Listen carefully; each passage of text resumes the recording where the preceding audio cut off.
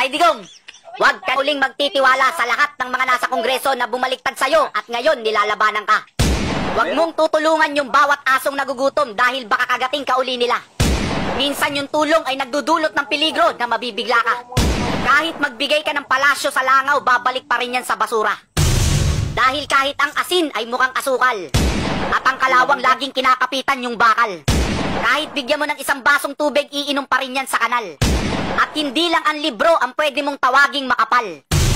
Mas gugustuhin pa namin yung politikong marahas magsalita, pero maraming nagawa. Kesa naman sa politikong matamis magsalita, puro lang ngawa.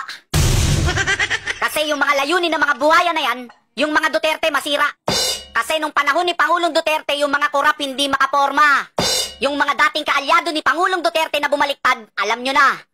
Basta dun lang tayo sa tama, wag sa may tama. Nung panahon ni Pangulong Duterte, lahat tumino. Politiko, pulis, kriminal, pati sundalo. Yung mga dating bangag tumaba, nagbago. Eh ngayon, back to zero. Parang school lang yan, kailangan matapang yung guro. Pag yung teacher matapang, yung mga estudyante nakikinig, natututo. Lalaking masunurin, hindi pasaway, matino. Pero pag teacher mo bangag, malamya, yung mga estudyante lalaking masama at higit sa lahat, bobo. Tapos may mga bobong nagsasabi pa dyan, sobrang bait nga ni Bongbong eh. Love na love ko yan. Bobo, yung sobrang bait, pinsang buo ng katangahan. Hindi mabait yan, tanga yan. Kung hindi tayo magsasalita, sino? Kung hindi tayo kikibo, sino? Hindi nyo kami mapapasunod sa buhayang mukhang tao. Napakademonyo mo na lang kung kakampihan mo pa mga to. Nung pinagtulong-tulungan nila si VP Sara sa Kongreso, sino nagtanggol? Si Kong Marcoleta lang. Si VP Sara hanggang dulo, hindi niya iniwan.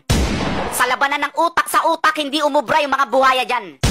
Kaya anong ginawa kay Kong Marcoleta? Tinanggal lang naman bilang vice chairman. Kaya kay Kong Marcoleta, pikon na pikon yung mga buhaya sa Kongreso. Kasi si Kong Marcoleta lang ang gumawa ng panukalang batas para baguhin ang post-audit sa mga proyekto ng gobyerno. Para ano? Para maiwasan ang bilyones na korupsyon sa gobyerno. Anong ginawa ng mga buhaya? Hindi sinuportahan ng Kongreso. Bakit hindi sinuportahan? Kasi mawawalan sila ng kickback. Sarap pang sasampalin ng flip-flop. O kaya ng Crocs para solid. Pag tinamaan ka, siguradong lilipad kasing layo ng tira ni Robert Bolick. Maangas ba? Mas maangas ka. Hindi ka na nababagay sa mundo namin. Kailangan mo nang pumunta sa mundo ng mga halimaw. Masyado ka ng malakas. Malakas ang tama. Wala ka nang makakalaban dito, hayop ka. Kaya sa Senado, walang patumpik-tumpik number 1, Rodante Marcoleta. Walang takot, lahat ng oligarchs binangga. ABS-CBN binangga. Meralco binangga.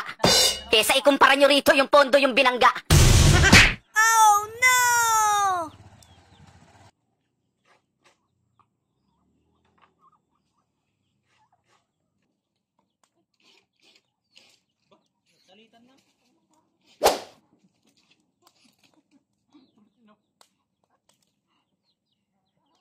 Ang papa eh. Bisa nga lang.